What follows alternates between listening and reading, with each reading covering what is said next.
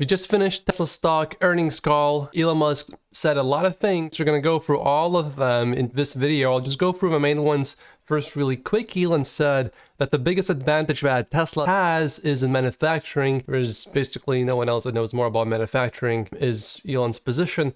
50% year-over-year growth is still expected for this year. Unified vector space, is it still coming to version 11 full self-driving? Probably not, but Elon made it very clear it is definitely not needed to achieve full self-driving, although it would be a little bit helpful. Then Elon urged again entrepreneurs to get into lithium refining, and he also made it clear he does not want to compete with suppliers, for example, with batteries and lithium refining as well. But if Tesla cannot get enough materials and batteries and refined lithium, then Elon basically said, if we can't get it, we will do it ourselves. So we'll see what happens there. Then 4680 batteries, of course. Elon saying that the old pack that is still being used in the car's 2170 pack is just a stack of potatoes, and that the new structural pack is already clearly beating this old pack, and we will get into that a little bit more later. Elon mentioned that he gives Tesla basically, and therefore Tesla stock, I guess, a B- on rear casting. And of course, there's a lot of improvements still, but already over 100 parts replaced, a lot of space saved. And there were comments on the Tesla stock earnings call that soon it should be a B+ instead of a B-. Then Andrei Karpathy, Elon basically said, I think jokingly, that Andrei wrote everything. And there's of course a big team that Tesla has for AI and autopilot. And Elon, it appears to believe that Tesla has the best artificial intelligence team on the planet. And I invest in Tesla stock. I'm basically all in Tesla stock investor. I believe Tesla stock will go to $10,000 per share by the end of 2030.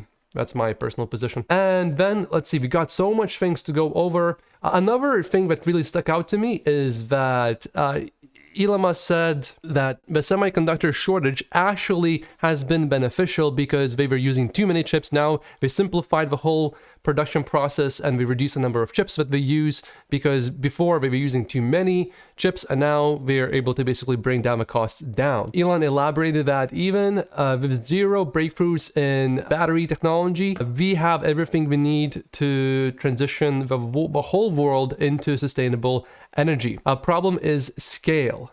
It's growing fast, but Elon Musk and Tesla wants everything to grow faster. The faster we grow, the faster we're gonna get there, but basically no more battery tech breakthroughs are needed. Then an analyst asked for the 50% year-over-year growth that Tesla is aiming for, and Tesla stock, therefore, you could say in a way, how many contracts for raw materials have been already secured, for example, for lithium. There was no straight answer to that. Elon just elaborated that if there's something that Tesla cannot get, we will do it ourselves. But he made it extremely clear that he wants the suppliers to increase production. He would much rather prefer that than Tesla going into all those different things. Same with batteries even. And then there were like 5 or 7 or 8 questions, including follow-ups, about demand. It appears a lot of analysts are worried about demand. Elon kept reiterating there's no demand problem, there's only a production sub problem, and that even though the number of orders could fluctuate day to day when we look at the orders for Tesla vehicles, but Elon also said that that's probably more of just consumer sentiment and just mood, and it's a better indicator of how the economy is doing than what the actual reality is for vehicle demand. I'll make a separate video just about that, and I'll have actually Elon talking instead of me just going over everything that Elon said, as that I can't just directly quote everything with this short amount of time. Next thing, really interesting, is this is combining all factories. Elon basically said that good chance exiting this year at 40,000 vehicles per week, which is basically a 2 million, a little bit over 2 million a year rate. And already Tesla had many 30,000 production weeks already, multiple. Then there were questions about Austin and Berlin production, and Elon said that 5,000 cars per week in Berlin by the end of this year. Hopefully that includes Austin as well. So each of those locations, 5,000 vehicles per week. Early next year, probably 10,000 a week, both of those locations. So Berlin 10,000 and Austin 10,000 per week. End of year, but not guaranteed. Hopeful, but not guaranteed. So we'll see how that goes. FSD pricing is very likely to increase this year again, right before wide beta release. So Elon is planning a wide beta release where you don't have to just wait in line and you request right now. I'm still waiting for my FSD beta. When can I have it? I'm in Canada, so I think that's why I've been waiting for so long. It seems like it's definitely coming this year, and Elon still thinks FSD, he didn't use the exact words of safer than human driving or FSD being driving like a person, basically no interventions. He didn't say use any specificity there, but he basically said that still FSD is on track for this year, which I assume he means safer than human driving. Cybertruck. Elon repeated multiple times on the call that it's expected middle next year, so 2023.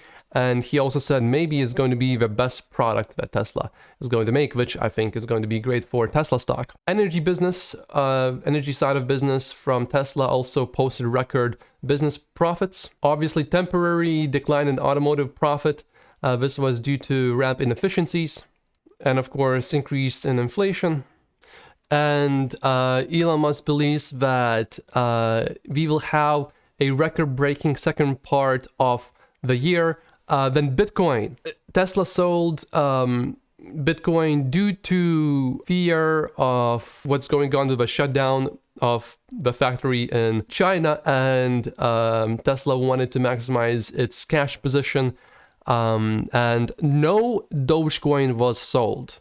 Only Bitcoin. And you can look at earnings report to see exactly how much Bitcoin there is left. And again, still 50% year-over-year growth is expected even with the factory shutdown that we had. There were some concerns raised that Chinese EVs seem to be better than Western vehicles manufacturers. And then Elon Musk responded and said that the best Chinese manufacturer for EVs basically is Tesla China, which I agree with. And Elon elaborated that, of course, he has a lot of respect for all the Chinese manufacturers, and that anyone who's not able to keep up with the Chinese will struggle. Elon would prefer to lower prices of vehicles, and he said that the prices of current vehicles is embarrassing, and I assume he meant embarrassing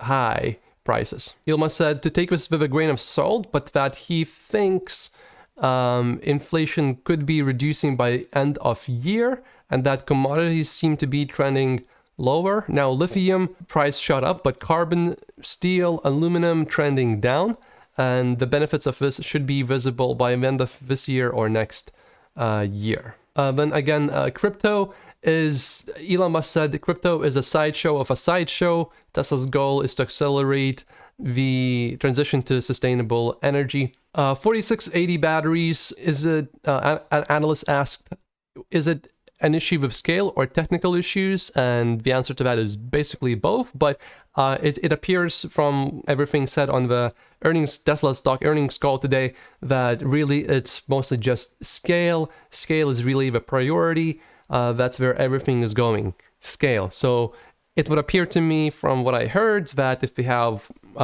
let's say, 2 issues to solve, and one could be, is more of a battery efficiency thing with new tech that they could improve, but that is at a cost of scale. They would prioritize scale. So therefore, there's probably some technologies that we are not using that will definitely be applied later, but we just want to get it out, scale it as fast as possible. But we're not holding any really superior tech for later. And Elon elaborated that obviously the structural battery pack is the obviously right thing to do from a physics standpoint. Just like in airplanes, they use wings as fuel tanks, whereas before they used to carry fuel basically like cargo. So this is obviously the right thing to do. And Elon elaborated that obviously for 4680 batteries, design is very far from optimal.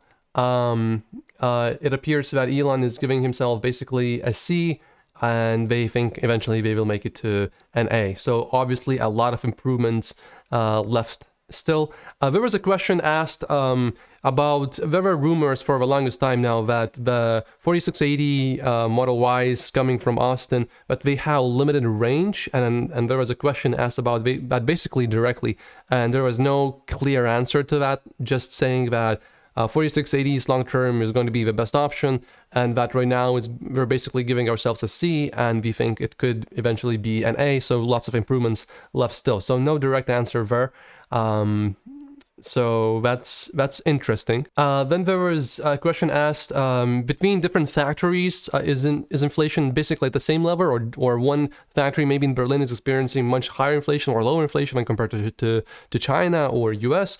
And the answer to that is all factories basically are experiencing very similar increased costs, which to that I see that as a very big positive, because we know there's a big issue with energy in Germany because of Russia shutting down the pipeline for maintenance temporarily, for now at least. So I see that as a big positive for now.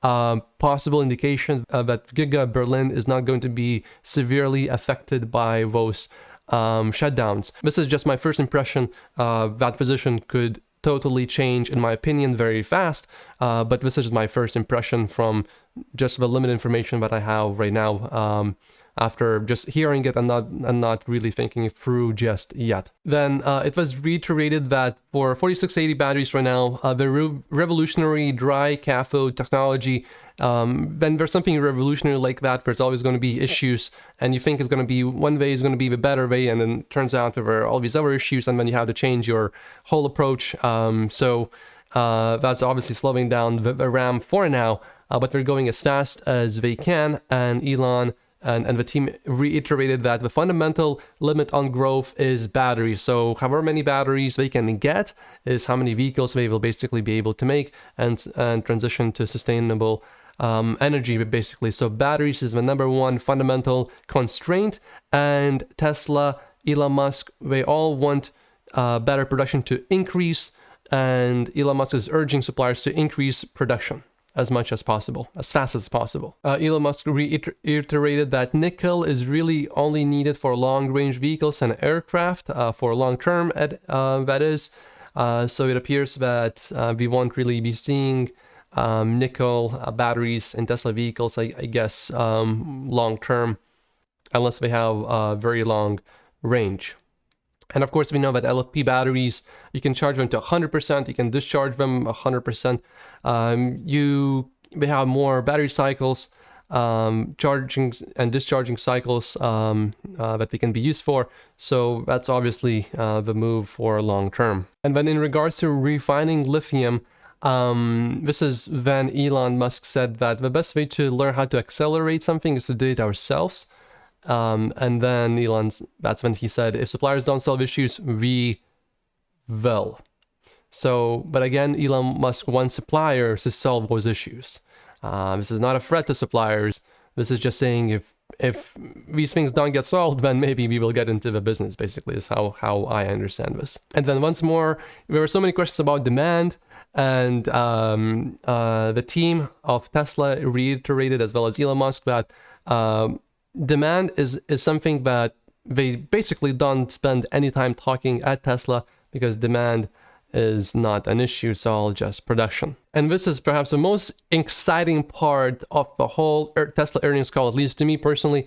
Elon Musk said that FSD value is not well understood by most people, assuming FSD, quote, will materialize, which it will, end quote, from Elon Musk.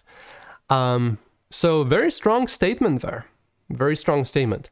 Now, it's just a matter of time, in my opinion, and that's why I believe Tesla stock will increase to $10,000 per share by the end of 2030. My opinion, not financial advice. Then Elon was asked, basically, not really directly, but it was basically hinted that, or sort of directly, you could say, that how come Elon Musk is on those calls, and then Elon said that China factory was shut down, so Obviously, I would be on this call basically to paraphrase Elon. And Elon reiterated that he will remain at Tesla as long as he can be useful, which I think is going to be at least until he is 69 years old. Another very exciting thing, AI Day, exciting news. Elon said that he thinks they will be further ahead than where most people think they are. So that's very exciting for me. I'm really looking forward to that. I think Tesla bought Optimus Prime long term, 10, 20, 30, 40, 50 years from now, has insanely big potential. So with Tesla stock, in my opinion, you get the risk of a big company, but returns of a startup. So I really like that risk that you get for potential return. That's why I only own Tesla stock in my stock portfolio. And I made another video just now, yesterday, watch it, why I only own Tesla stock. I go, it's a very well made video with B-roll and everything, so it's actually really interesting to watch it, even if you're just relaxing. So watch that video. I break down the number one reason, which I have not mentioned here on this call, the main reason why I only own Tesla stock. So watch that video. It's a very good video. You should really watch it if you haven't yet. And if you have, thank you for watching. I really appreciate everyone watching. My name is Matt Postius, and I will see you in the next video. I'll be releasing more videos about the Tesla earnings call. This is just the first initial summary, and I'll see you very soon.